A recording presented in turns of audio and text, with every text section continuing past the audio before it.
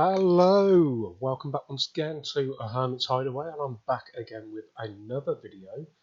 This time we're doing a 2020 Commodore 64 game by Richard Bayliss, who programs games, does some coding and also writes music as well for Commodore 64 games, so he has his hand in many pies when it comes to Commodore 64 games. So I've never played this one before. It's called Zapped in the Butt. So we're going to check out what it's like, so we're going to start now.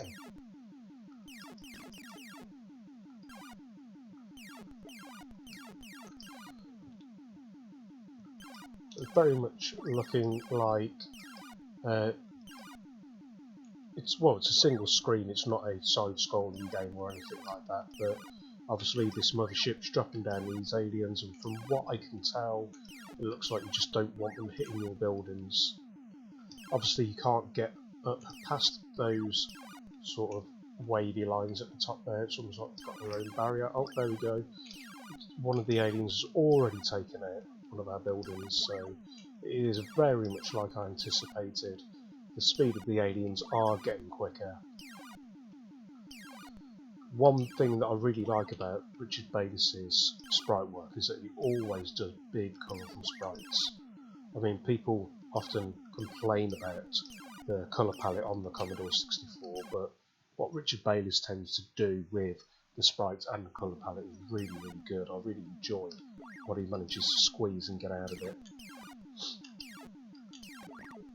And of course, these are all homebrew games. But to be fair, I mean, hats off to anyone that's able to make a game, whether it's a good or bad game. I don't know anything about making a game. I tried doing a Flash game before, which I did a level on, which turned out quite nice, which I thought, but I've never tried to, can't get my head around programming for a computer or anything like that, so I'd love to be able to. I've got some ideas for games, but I don't think I ever managed to do it.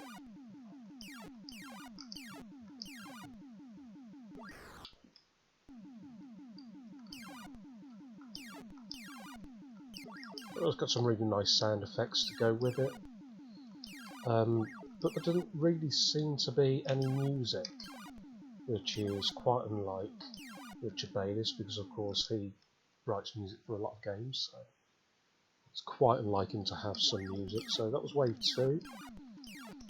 See if I can survive long enough wave 3 and not die, because I lost a couple of lives on the last round. I wasn't doing great.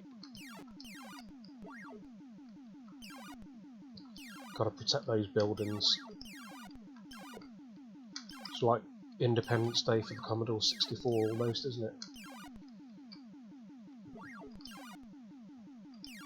And again, some nice detailing on that ship there, and of course the mothership as well. You know, you've got the glare from the sun, so the highlights and things like that. So really, really nicely done.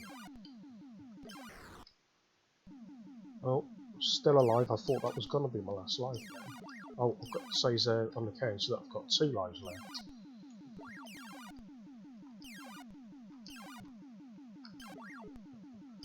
And sorting out, I've been intending to make videos a lot sooner, but I've had some tech trouble trying to sort this out.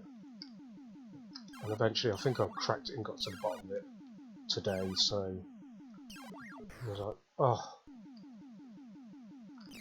So hanging on the left there a bit too much, just getting zapped by that mothership. So yeah, as I was trying to say before I got zapped by that mothership then, I think I got to the bottom of recording again. I need to sort my audio out and find out my other microphones. I am aware that the audio on the microphone isn't great, but I'm just using what I've got available at the moment. And that was the end of that. That was a really nice little game, sort of high scorer type game, which some of these quite often are, but that was really nice, and obviously a bit more concentration on it and focusing on what I'm doing, I might be able to do a bit better and get a bit further on it. Who knows, I might do another video on it to see, well, if the game develops and gets better as you go through the levels and it's more interesting and a lot more things happen, we'll see. But once again, thank you ever so much for tuning in. give us a like, and if you haven't already, please subscribe, and I will catch you in the next video. Thank you very much.